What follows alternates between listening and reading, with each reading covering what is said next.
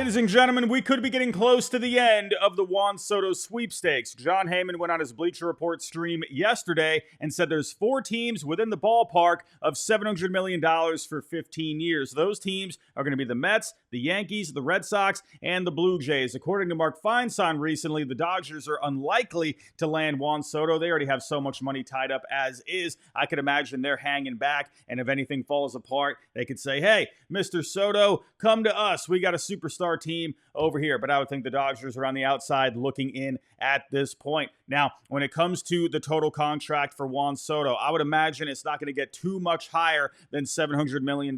Now, it was reported recently by Buster Olney saying that it could get to 15 years and $750 million. Now, we'll see how high it ends up getting. We have heard that report that Steve Cohen is willing to go over $50 million over the next highest bidder. So we'll see if that ends up coming to fruition. But I think this is going to be a photo finish. I think all of these teams have a good reason to land him. The Mets, of course, they have the money. We know that. And I think they have a need in the lineup as well. They need something else alongside Francisco Lindor there, up-and-coming franchise. They've done well rebuilding that farm over the last few years. The Mets have a lot of good reasons there. Now, the Yankees, of course, you just made it to a World Series with them. We know they have the money as well. The Yankee logo, it is symbolic across the world. There's going to be a lot of endorsement opportunities for Juan Soto. For the Red Sox, right? They have done a great job with the farm system over the last few years. They have several top 100 prospects. They have a few top 10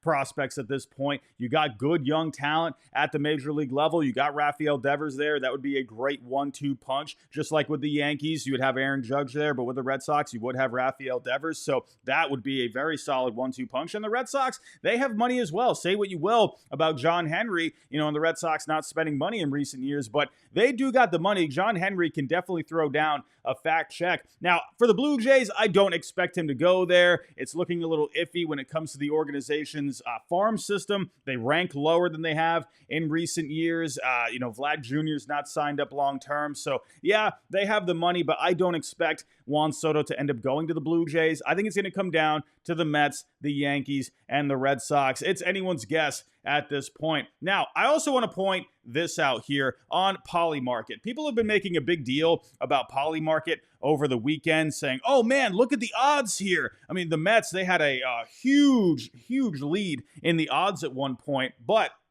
I want to point out here, there's not really a whole lot of money that's been bet on this. $13,500. That's not really all that much. People were comparing this to the election, saying, oh, they did a great job at basically predicting the election. Well, this is a little different. There's a lot less money involved here. One big bet could easily just sway this. It's fun to look at, of course, right? As of right now, the Red Sox, they're at 63%. The Mets, they actually did have a pretty high percentage at one point, and they dropped drastically. So, I mean, who knows? Let's see what ends up happening with this. If anything, it's fun to look at. I wouldn't take this too seriously, but again, it is fun to look at. Now, we'll just have to wait and see what ends up happening here, with Juan Soto. I'm excited to see what the contract ends up being. And of course, I'm excited to see where he ends up. It's anyone's guess at this point. Speaking of the Mets, they did make a signing yesterday, signing Clay Holmes to a 3-year, $38 million deal with an opt-out after the second year. But it's not to join their bullpen. It's to join the starting rotation. Now, Clay Holmes had been receiving interest as a possible starting pitcher this offseason. So I'm not surprised to see David Stearns go after this. This is a guy that likes to look for value on the pitching market. Now, the Mets rotation is looking interesting. You got Kadai Senga, you just signed Frankie Montas, you got David Peterson, Clay Holmes now added to the mix, along with Paul Blackburn. Now, I would imagine the Mets are still going to look to add to the top of the rotation here. I don't see Frankie Montas as a 2 here. Clay Holmes, we'll get into this in just a second, but he is kind of a wild card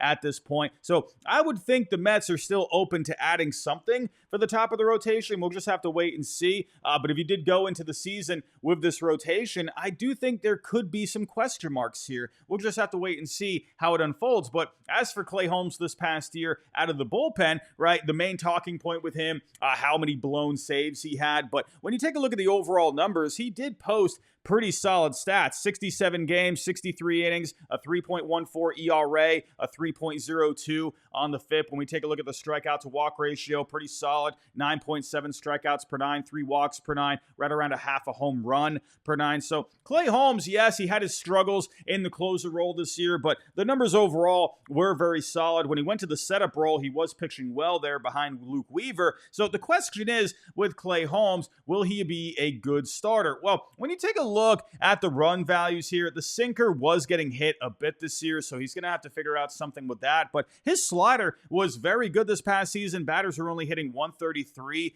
against it. Now, when it came to the sweeper, it was whatever. It was a 0 run value, but batters were only hitting 172 against it. I do think he's going to have to add some kind of an off-speed pitch here, right? You got some breaking pitches, but you're lacking the off-speed pitch. Now, the sweeper and the slider combo, I think, yeah, that's still going to hold strong here. The sweeper, it's more of a vertical and a horizontal break, while the slider is more just a vertical. But I think you need something to kind of change pace a little bit, especially if you're going to want it to work into the later innings here. So, we've seen a lot of guys be very successful converting from relievers to starters in recent years. You just saw Garrett Crochet do it this past year. He had a breakout season for the White Sox, probably going to get traded this offseason. Seth Lugo is another great example. You've seen Reynaldo Lopez make the jump to the rotation this year with the Braves. He had a great season overall. There's been a few examples out there. So Clay Holmes, this is a guy that's put up solid numbers over the last few years. He did work as a starter in the minor leagues, so he has a bit of experience there. We'll see, but I think he can make this leap, and I think he could end up being a very good value signing for the Mets. Moving on to the Chicago Cubs, and according to Joel Sherman, the Cubs are determined to trade either Cody Bellinger or Seiya Suzuki, and also the Mariners have been connected with the Cubs as of late, according to Adam Jude of the Seattle Times. Now, when it comes to the Cubs, when you look at this lineup, you got guys pretty locked in here. There's not a whole lot of flexibility within this lineup. Trading either Cody Bellinger or Seiya Suzuki would give them a bit more flexibility here. Now, when it comes to the payroll, now Cody Bellinger, he's scheduled to make $27.5 million this coming season, has the option for 2026. When it comes to Seiya Suzuki, he's due to make $19 million for each of the next 2 years. Now, if you were to ask me who's going to be easier to trade, well, it's going to be Seiya Suzuki. He's making less money. He's got 2 years of control. So you wouldn't have to give up too much to land him. I could see the Cubs possibly eating some money there to get a bit more back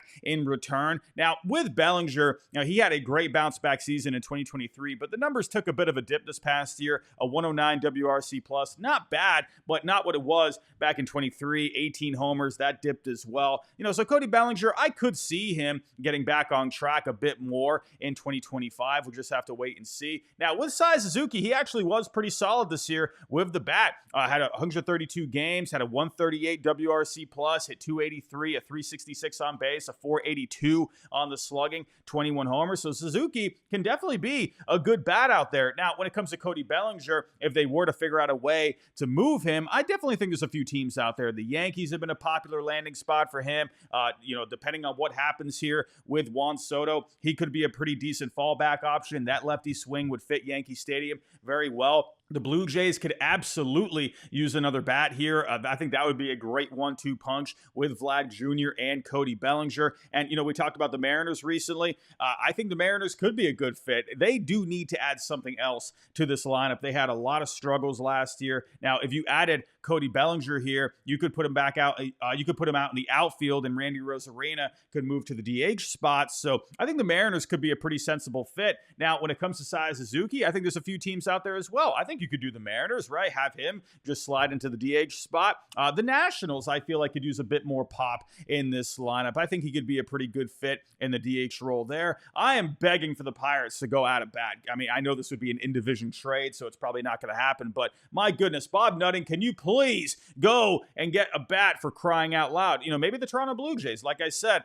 they could use another bat here. I think Seiya Suzuki would be a pretty good fit. Now, also, I want to mention Nico Horner. Now, he did just just get surgery this past offseason. He should be good to go for when it comes to early season. He had to get surgery on his elbow, so I would imagine he's going to be back within the first couple of months. But this is a guy that makes a lot of contact, has a lot of speed, plays good defense out there. And again, the Mariners look like a very good trade partner with the Cubs at this point. They could use a second baseman here if they feel like they're not ready to go with Ryan Bliss. I'll mention the Yankees again. You could have him play second base. Jazz can go out to center field. So I think in the end, I wouldn't be surprised to see the Cubs and the Mariners come together on some kind of a trade here. But for the Cubs, it looks like there could be possibly some momentum building towards a trade, and maybe Cody Bellinger or Sai Suzuki, Nico Horner, they end up elsewhere next year. Moving on to Shane Bieber, and he's heading back to the Guardians. No surprise here. Remember, he got Tommy John surgery back earlier this year, and him and his wife are going to be expecting a baby soon, so I'm not surprised at all that he went back to the Guardians. He's been happy there for his entire career, and he's been rehabbing over the last several months. It makes no sense to go elsewhere at this point. Now, I was wondering at one point if maybe a team threw some stupid money at him, then maybe he could go elsewhere, but again, staying in Cleveland, I think, is the best option for him right now, especially with getting his rehab done along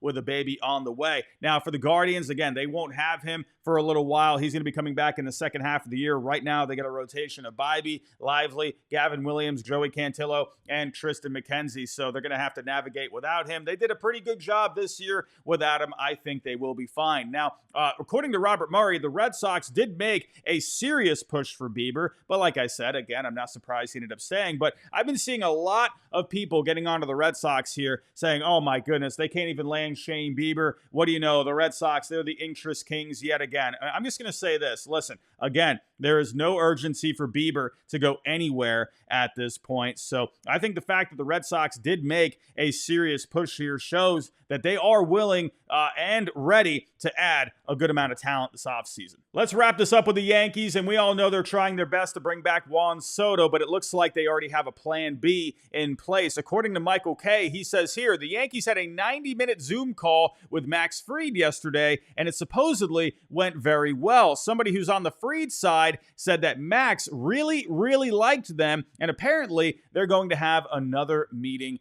as well. There was also another report that they had a meeting with Corbin Burns on a Zoom call, and Mark Feinsall reported recently that they could swing big for Willy Adames if they don't get Juan Soto. Now, yeah, of course, bringing back Juan Soto makes a lot of sense for the Yankees. Had a great year of them. They were a very good team this year. But if they don't get him, if he ends up going to the Mets, the Red Sox, wherever, yeah, they could definitely allocate some of that money to improve other areas of the team. I feel like they could use something in this rotation. Now, Marcus Stroman was a bit underwhelming this past year. Maybe you could do something with him and create a spot for someone like Corbin Burns or Max Fried for the top of the rotation. I mean, could you imagine a 1-2 punch of Garrett Cole and Corbin Burns, and then Carlos Rodon is your number 3? That is just ridiculous, if you ask me. And then, yeah, Willy Adames makes sense as well. They have a hole at third base. I mean, they could go with someone like Oswaldo Cabrera or Oswald Peraza, but Willy Adames would definitely give them a solid bat in this order. I mean, if they lose Juan Soto, I feel like you're going to have to go out there and get some kind of a bat to go with Aaron Judge. You know, you lose a lot of protection with Juan Soto, so I feel like you need to get a formidable bat, but we'll just have to wait and see what ends up happening here. Let me know what you think down below in the comments, everybody. What do you think of all the stories? Where do you think Juan Soto is going to end up landing? What do you think of the Yankees' possible plan B? What kind of trades do you think the Cubs could possibly end up making? Let me know all of your thoughts. But everyone, that's all I got for right now. If you can on the way out, hit that like button for me, subscribe if you're new, and I'll talk to you next time.